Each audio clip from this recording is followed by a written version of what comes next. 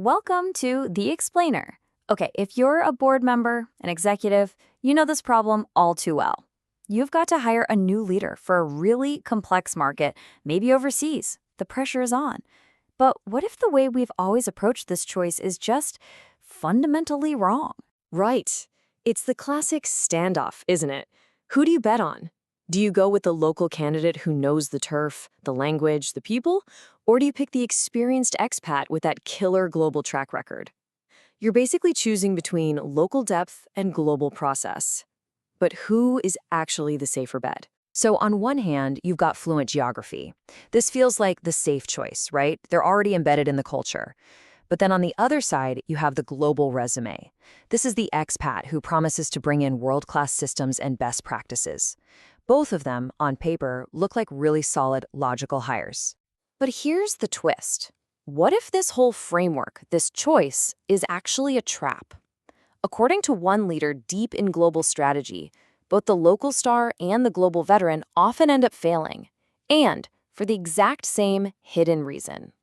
Okay, so let's really get into this. Why is this choice between local and global talent so often a false one? Well, it's because we're measuring the wrong thing entirely. So let's start with that safe local hire. Just because you're from a place doesn't mean you automatically know how to lead effectively within it. Their strategy can get stuck in the past, totally blinded by the way we've always done things around here. Now, on the flip side, you've got the experienced expats. And what happens to them? They often walk right into a minefield. They're looking at the official employee handbook, but they're completely oblivious to the invisible rulebooks, the whisper networks, and all the compliance landmines that actually run the show. So if both of these seemingly perfect candidates can fail by missing the exact same thing, what's the real skill we should be looking for? What actually predicts success? It has nothing to do with your passport or your resume. It's all about being able to read what isn't written down. And this skill, it has a name: governance fluency. This isn't about knowing the local language. It's about understanding the unwritten logic. It's that ability to spot the hidden patterns, to figure out who really holds the power, and to lead with a deep understanding of the cultural context. What does that look like in the real world? Well, it's noticing the subtle stuff. It's being able to walk into a room and know what the seating arrangement is telling you about the hierarchy. It's knowing about the back-channel voice notes that build consensus long before any official memo ever gets written. This idea of fluency completely blows up a huge myth in business, the idea that power just flows neatly down an org chart. We've all seen this map, right? It's the official org chart. It's clean, it's neat, with those tidy lines connecting boxes and titles. It makes us feel like things are orderly. We think, oh, to get something done, I just need to talk to the person in that box. But reality is almost always way messier. The real power map, as our source points out, is this tangled web of relationships that is completely invisible on any chart. It's not about your direct report. Sometimes it's about the Addie's cousin's ex-colleague over in a different department who actually holds the key. A leader with fluency? They know this map by heart. Think about this example. A voice note comes in at 6:13 in the morning. All it says is, "Be ready."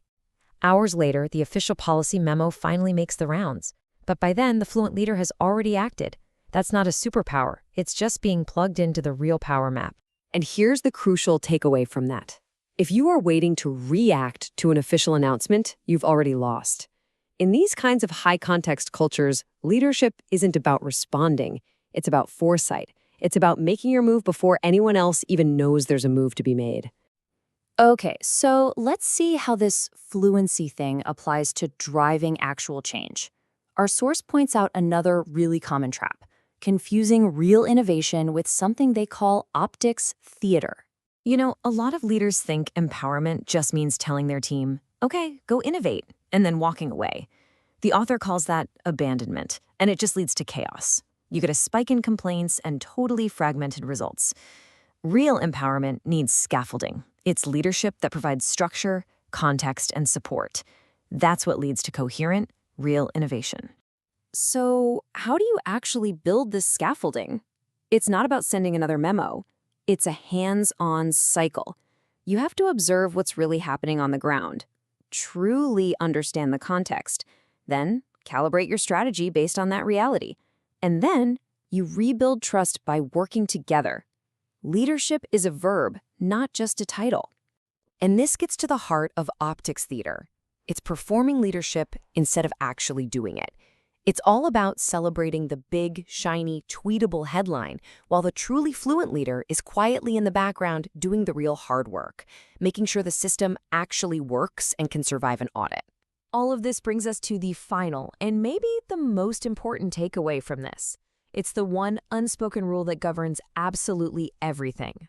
The core truth is actually very simple. The contract you sign, it is not the rule book. The culture is the rule book. All those formal agreements and policies are just what's on the surface. The real rules, the real power, it all lies in the unwritten cultural assumptions that dictate how things actually get done. You can think about it in 3 layers. Sure, competency gets you in the door. It gets you the job. And your relationships, they might keep the lights on day to day.